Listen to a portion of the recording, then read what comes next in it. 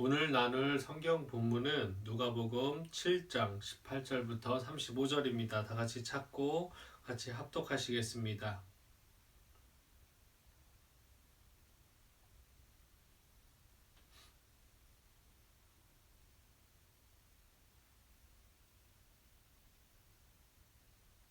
다 찾으셨으면 같이 합독하십니다.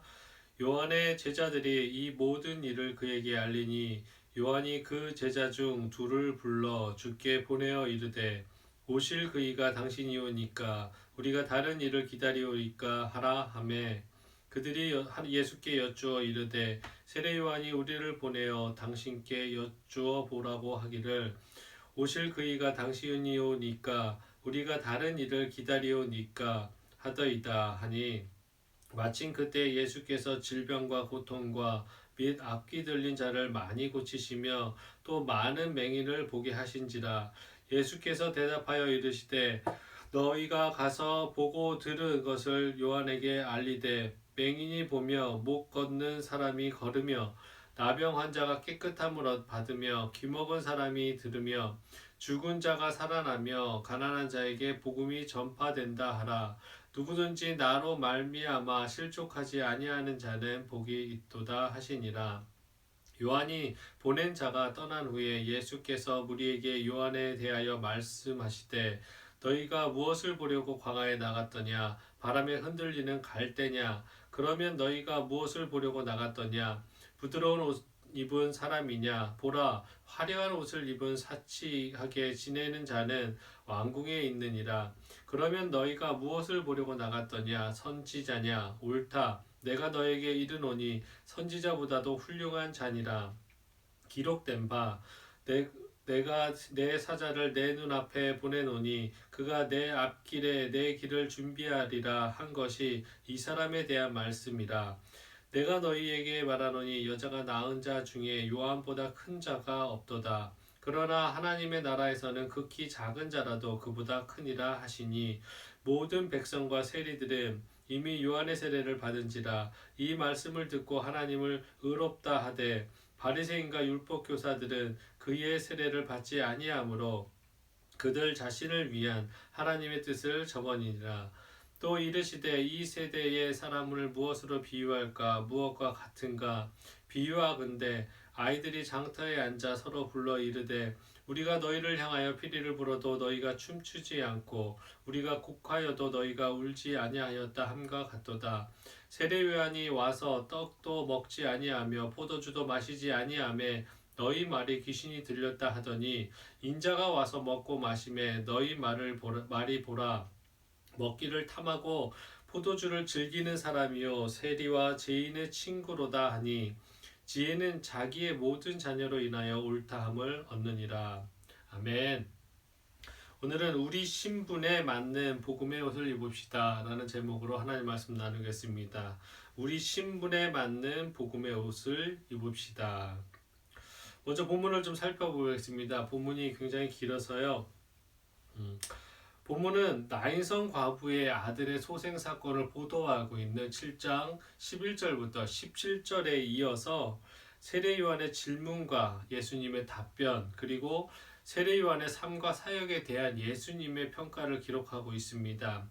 세례 요한은 요한복음 1장 34절에서 말하듯 예수님을 하나님의 아들로 증거하기는 했지만 예수님이 진정한 메시아인지 조심스럽게 확인하고 싶어 했습니다.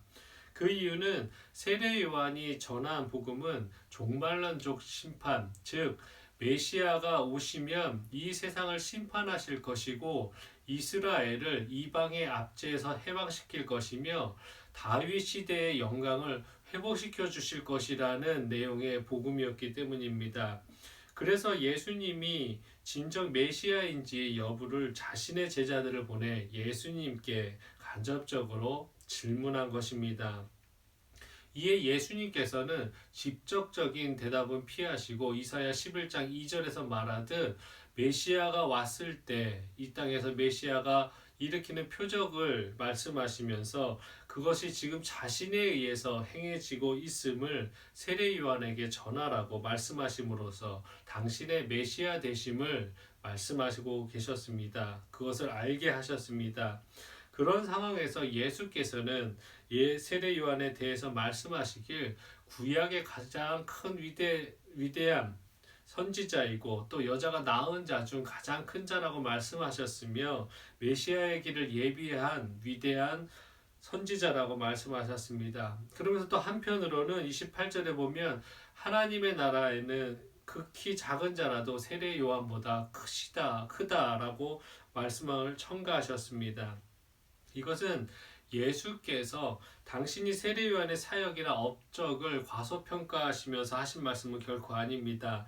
다만 예수께서는 그가 구약 시대를 사는 사람 중에 한 명으로서의 한계를 가졌다는 점에서 예수님의 구속 사역을 직접 목격한 신약의 성도들에 비해서는 아쉬움이 있다, 못하다라고 말하고 있는 것뿐입니다.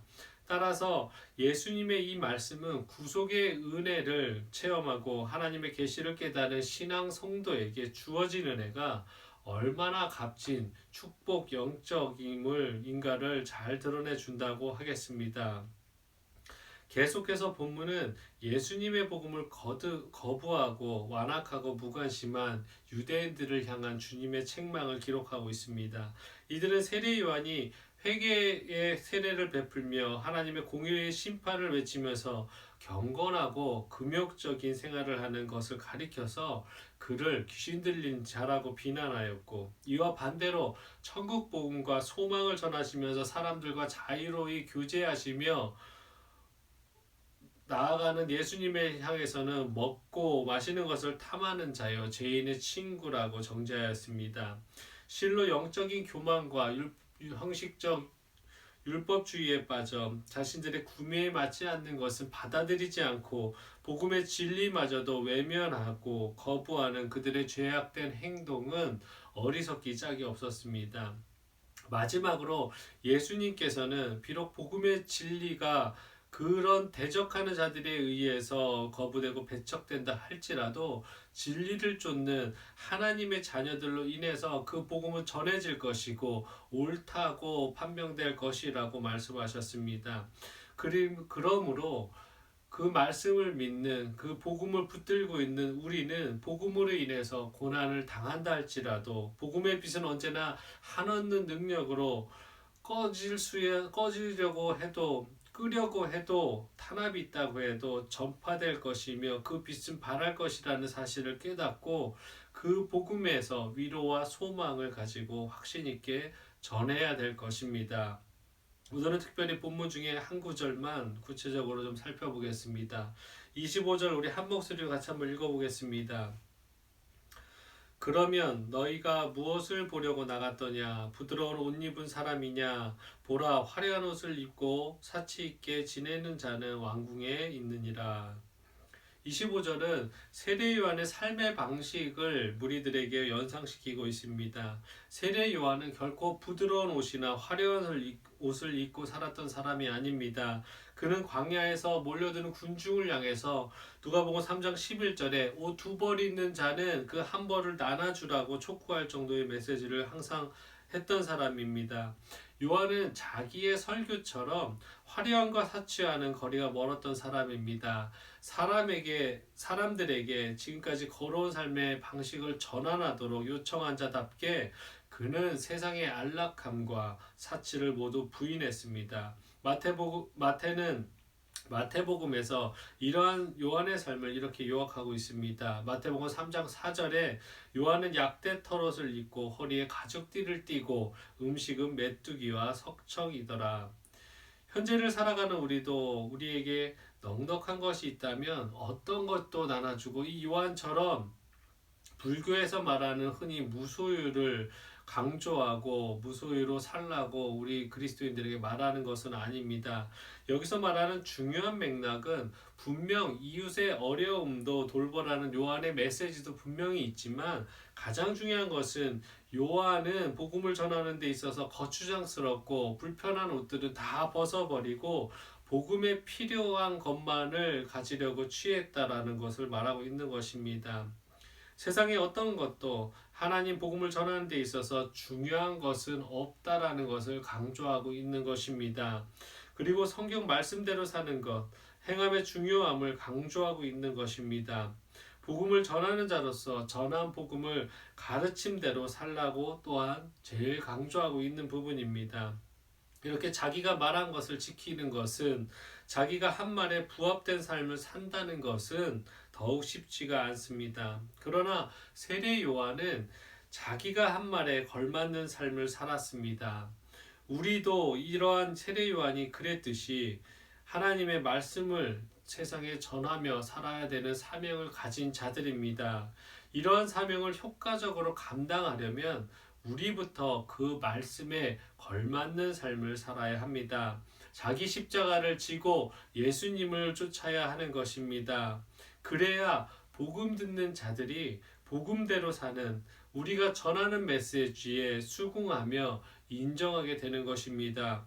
우리는 말씀대로 살고 있지 않으면서 안 믿는 사람들과 동일한 사고방식과 생활 패턴을 가지고 세상 사람들이 쫓는 돈과 명예, 부와 좋은 것들을 쫓은 삶을 계속적으로 살다면 세상 사람들도 자신들과 별 다름 없이 사는 우리의 모습을 보고 하나님을 받아들여서 복음의 그리스도인으로 살려고 하지 않을 것입니다. 우리는 그리스도인으로서 걸맞는 옷을 입어야 될 것입니다. 우리 먼저 세상의 거추장스러운, 하나님보다 더 귀하게 생각되는 옷 같은 것들을 벗어버리고 복음의 옷을 입어야 하는 것입니다. 지금 입고 있는 옷들이 세상 기준으로 본다면 세상 사람들도 인정하는 노력의 결과이고 성공이고 만족을 준다 할지라도, 복음 전파에 방해가 된다면 과감하게 벗어버리시기를 간구드리겠습니다. 지금 입고 있는 옷들이 우리의 신앙을 마비시키고 나태하게 만들고 교만하게 만든다면 그것은 세상 사람들에게는 부러워하는 옷일지 모르겠지만 믿는 자들에게는 버려야 되는 옷임을 명심하십시오. 우리 모두 다 세례 요한과 같이 복음의 옷을 입고 복음의 전도자로서 사명을 충실히 감당하시기를 바라겠습니다. 디모데서 2장 15절입니다. 너는 진리의 말씀을 옳게 분별하며 부끄러울 것 없이 없는 일꾼으로 인정된 자로 자신을 하나님 앞에 드리기를 힘쓰라. 우리는 이 말씀처럼 진리의 말씀을 옳게 분별하여서 깨닫고 그 말씀을 깨닫는 것으로 만족하는 것이 아니라 부끄러움 없는 일꾼으로 그 말씀을 정확히 순종하고 그 말씀대로 죽도록 살려고 그 말씀 앞에 목숨 거는 일꾼으로서 하나님께 인정되고 또 충성된 자로서 칭찬받으시기 합당한 성도 되시기를 다시 한번 간구드리겠습니다. 그래서 오늘 하루도 이 말씀처럼 복음의 옷을 입고 여러분들이 있는 그 삶의 현장에서 하나님의 말씀을 전하시고 또 여러분이 그런 말씀대로 하나님의 복음대로 사는 그 모습들을, 그 걸맞는 세례 요한과 같은 걸맞는 삶의 모습대로 사는 모습으로 사람들이, 여러분의 주위 사람들이 하나님을 궁금해하고 우리가 믿는 하나님을 찾게 되는 귀한 축복의 통로, 사역의 통로, 복음의 전도자로서 쓰임받는 귀한 하루 되시기를 예수 그리스도의 이름으로 간구드리겠습니다. 다 같이 기도하시겠습니다. 하나님 감사합니다. 오늘도 하나님께서 우리를 사랑하셔서 또 우리를 아버지의 복음의 또 전도자로 세우셔서 너무나 감사합니다. 세례 요한처럼 하나님, 저희들이 세상을 살면서 복음 전하는 데 있어서 불필요한 것들이, 거추장스러운 것들이 있다면, 화려한 옷들 같은 것들을 우리가 꾀한다면 철저하게 버릴 수 있는 저희들 될 수 있도록 도와주시옵소서.